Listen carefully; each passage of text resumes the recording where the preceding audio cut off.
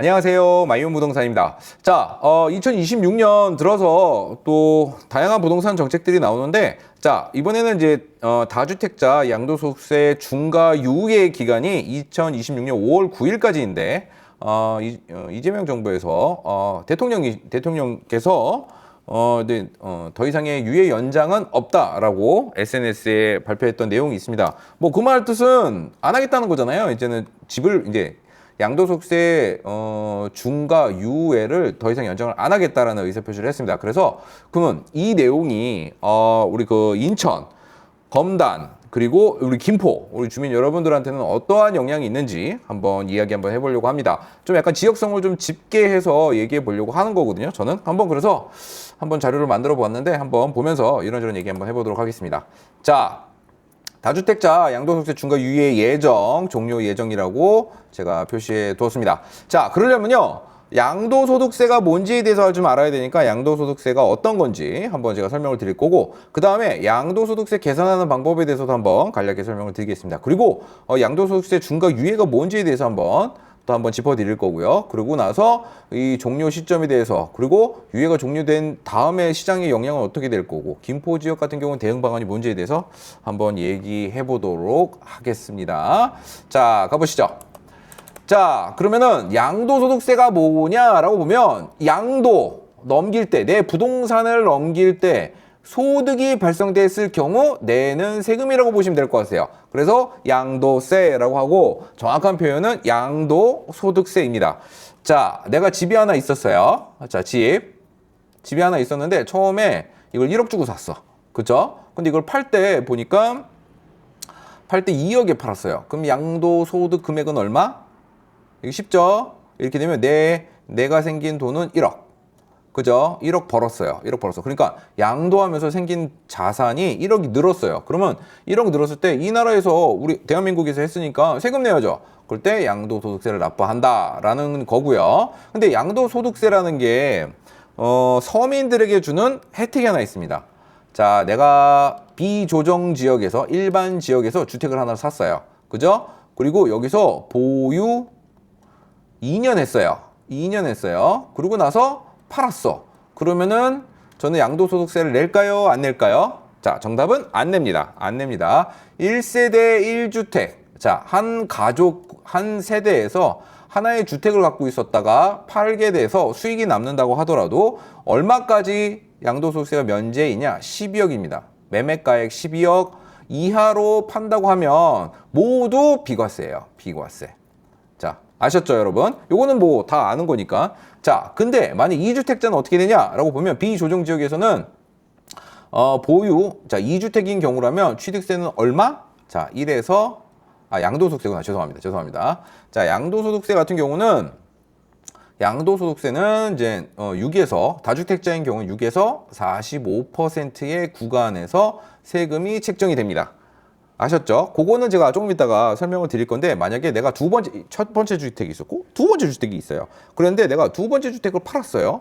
그랬을 때 만약에 양도가액이 만약에 이번 마찬가지로 1억이다. 그러면은 요 세율 구간에 맞춰서 세금을 내실 수 있다. 뭐 대략적으로 한 35% 정도 낼 거예요. 1억 8천만 원 이상인 경우에 35%입니다.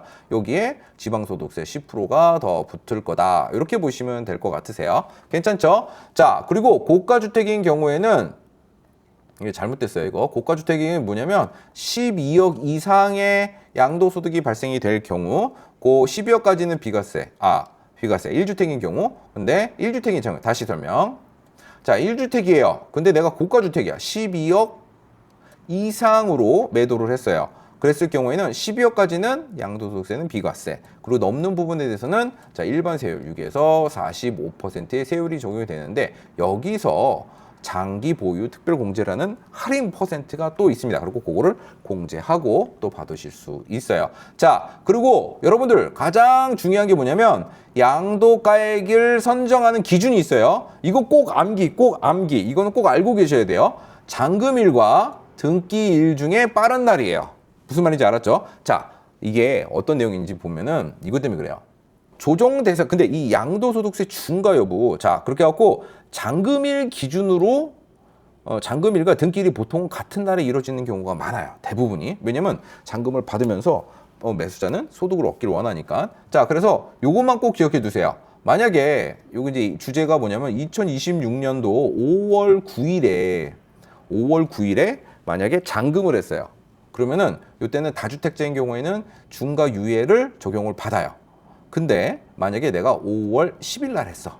그러면은 다주택자인 경우라면, 그리고 조정 대상 지역이라는 범위 내에 있다고 하면 이때는 중과가 되는 거예요. 무슨 말인지 알았죠? 자, 그래서 양도일은 잔금일과 등기일 빠른 날 기준으로 본다라고 보시면 될 것 같고, 자, 잔금일 기준으로 항상 보셔야 돼요. 그래서 요거는 제가 왜 얘기를 하냐면 조금 있다가 나올 얘기를 가해서 말씀을 드립니다. 이게 다주택자 있잖아요. 지금의 가장 큰 핵심은 뭐냐? 양도소득세인데 1주택자는 해당 사항이 있다 없다?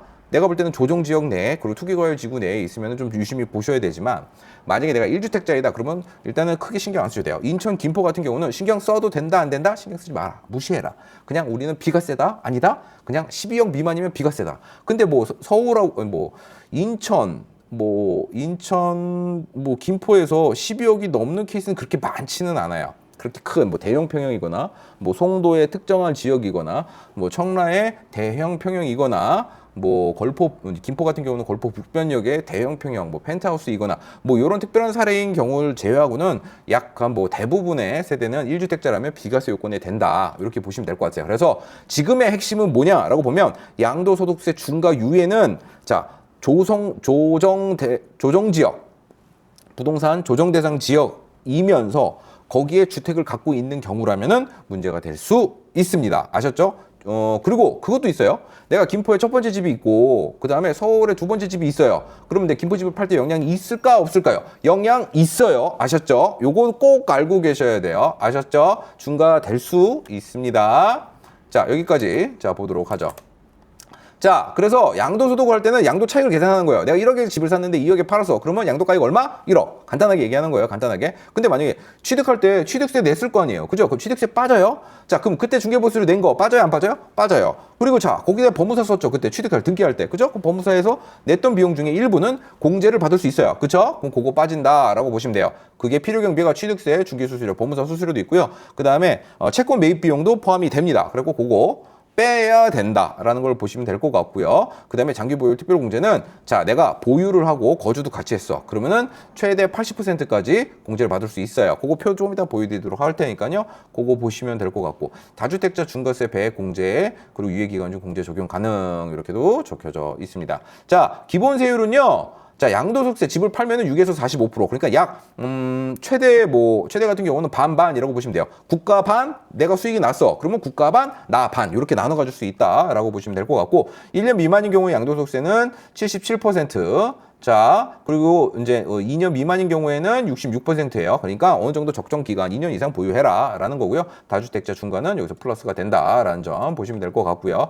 근데 일반 세율이에요. 일반 세율로 보시면 될 것 같고, 자, 요거는 이제 산출세액 어떻게 나오는지 한번 볼게요.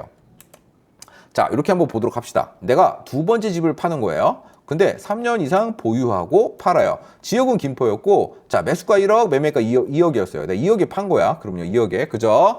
자, 3년 됐어요. 취득가액은 왜 1억 300이 되냐면은 1억 원의 취득가액이 생기고, 그 다음에 수수료, 등기비, 그리고 법무사 수수료까지 포함해서 300을 제가 넣었습니다. 그럼 취득가액이 300이 되는 거예요. 그러면은 양도 차익이 얼마예요? 9,700이 되는 거죠. 그죠? 근데 내가 보유 몇 년 했어요? 3년 했어요. 그러니까 6% 정도 요 기준으로 해서 9,700이 6%를 뺀 나머지가 양도 소득 금액. 요게 내가 남은 진짜 순마진이란 거예요. 영업이익. 그죠? 자, 근데 우리가 기본 소득 공제라고 기본적으로 깎아주는 게 있어요. 1년에 한 번씩 부동산 팔 경우에는 최대 250만 원까지 깎아줘요. 그죠? 그러면 과세 표준은 얼마 되냐면 세금을 매길 수 있는 기준 금액은 8,868만 원이 되는 겁니다. 그래서 세율은 8천만 원이 넘었기 때문에 35%의 양도소득 세율을 적용을 해서 내가 내야 되는 세금은 얼마라고 보시면 1,598만 원 정도라고 보시면 될 것 같아요. 그리고 내가 2억에 판다. 그러면 난 얼마 내냐? 1,550만 원 정도 낼 수 있다라고 보시면 될 것 같아요. 이게 1주택인 경우라고. 자, 2주택일 때 내는 일반적인 양도소득세 유예가 됐을 때에 대한 적용 기준입니다. 근데 이게 만약에 5월 9일 이후로 해제가 된다. 그래서 없어진다고 하면 문재인 정권 때 조정 대상 지역 기준을 해서 기본적인 양도소득세 세율이 적용이 됐어요. 자, 2주택자 얼마예요? 6에서 45%인 거예요. 근데 만약 뭐 3주택자도 6에서 45%예요. 양도소득세가 세율 퍼센테이지가 구간별로. 근데 이게 2주택자는 20%더 가산이 되고 3주택자 이상인 경우는 30% 가산이 되는 걸로 됩니다. 그러니까 뭐 요걸로 하신다 그러면 80%가 넘게 되는 거니까 내가 만약에 1억이 생겼어. 그러면은 약 8천만 원 이상을 제가 볼 때는 여기다가 소득세까지 더 들어가면 8,200 정도 될 거예요. 그럼 8,200을 내는 거야. 1억을 벌었는데. 근데 중개수수료 또 줘야 될 거 아니야. 한 번 몇백 줄 거 아닙니까? 그럼 내 손에 돈 남는 거 뭐 있어? 1,000만 원도 안 남을걸요? 아마? 이렇게 되는 거예요. 그러니까 수익이 나더라도 다 국가로 귀속시키겠다 이거예요. 네, 진짜 미치겠어. 나 이거 볼 때마다. 그러니까 팔지 말라는 거예요. 그러니까 이 말들이 뭐냐면 정부에서는 입장은 내가 이렇게까지 데드라인을 줄 테니 그 전에 팔아라요. 다주택자. 팔아라. 그거를 유도하기 위해서 이렇게 얘기를 하는 건데, 자, 제가 말하고 싶은 핵심은 뭐냐? 자, 김포 지역과 인천 지역 같은 경우는 투기과열 지구니 아니냐? 아니죠. 조정 대상 지역이 아닌가요? 아니죠. 그러면 여기 적용을 받나요? 아니죠. 아니라는 겁니다. 다만 내가 다주택자예요. 2주택자인데 서울에 하나 있고 내가 지금 김포에 하나 있어. 그러면은 이거 중과 유예에 대해서 적용이 되는 거예요. 그러니까 요거를 그때는 봐야 돼.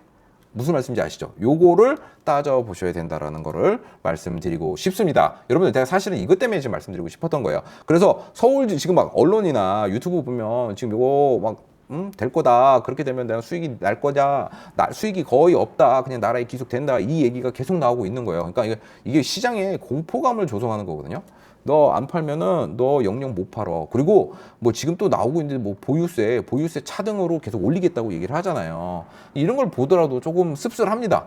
뭐 부동산을 뭐 해서 수익이 나신 분들 같은 경우는 뭐 조금이라도 수익 난 것까지 모조리 다 뺏어가겠다 이런 걸로 좀 해석이 되는 거에 대해서는 조금 안타깝습니다. 사실상 지금 김포나 인천에서 보면은 약 90% 이상은 다 다주택자가 아닙니다. 1주택자이신 분들이 많이 있습니다. 그런 분들은 진짜 피해가 많이 볼 수밖에 없는 구조이고, 자, 그리고 또 하나 말씀드릴게요. 일시적 2주택으로 주택 보유하고 계시는 분들 있잖아요. 이런 분들은 아직까지는 괜찮으세요. 일시적 2주택. 내가 지금 2주택자이긴데 지금 내가 두 번째 주택을 매입한 지 3년이 미만이 되시는 분들 있잖아요. 그런 분들은 조금 관심 있게 보셔야 돼요.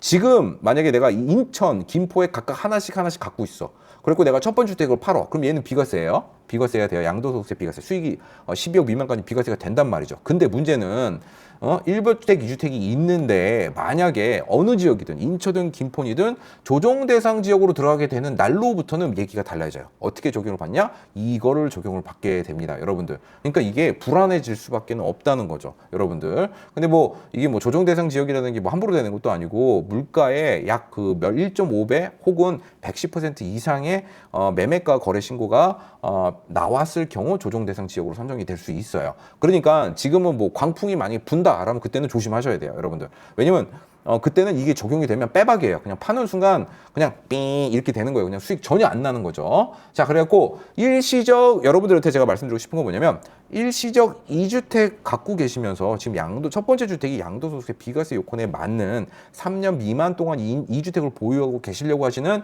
고객님들이 계신다고 하면 요거는 관심 있게 보셔야 되고 시장 상황을 예의주시하셔야 된다라고 말씀을 드리고 싶고, 5월 9일이 지난 이후라도 양도세 중과는 인천 경계선 되지는 않습니다만 조정 대상 지역으로 만약에 들어가게 되는 경우라면 그때는 그냥 폭망이다. 그러니까 요거는 좀 관심 있게 유의 깊게 보고 계셔야 된다는 점 알고 계시면 좋을 것 같고요. 자, 오랜만에 양도소득세 중과 유예에 대해서 한번 설명을 드렸었어요. 지금은 지금 앞으로 결정이 될지는 아무것도 모르겠지만 일단은 지금 언론에서 나오는 부분에서 지금 설명을 드렸던 거고, 고객님도 저희한테 물어봐 주신 게 지금 내 김포에 집이 2주택자인데 하나는 내가 일시적 2주택 개념을 갖고 있다라고 하시는 분들이 있다라고 하면 한 번은 요거는 예의주시하고 바라보시는 걸 말씀을 드리고 싶고, 이때는 아파트 매매 가격 동향을 끊임없이 모니터링 하고 계셔야 되지 않을까 싶습니다. 일단 뭐 지금 뭐 2026년 1월이나 2월 같은 경우는 뭐 민족 대명절인 설도 껴있기 때문에 당분간은 부동산에 대해서 아파트 뭐 매매 가격이 그렇게까지 큰 변동폭이 있지는 않을 거라고 추정은 됩니다만,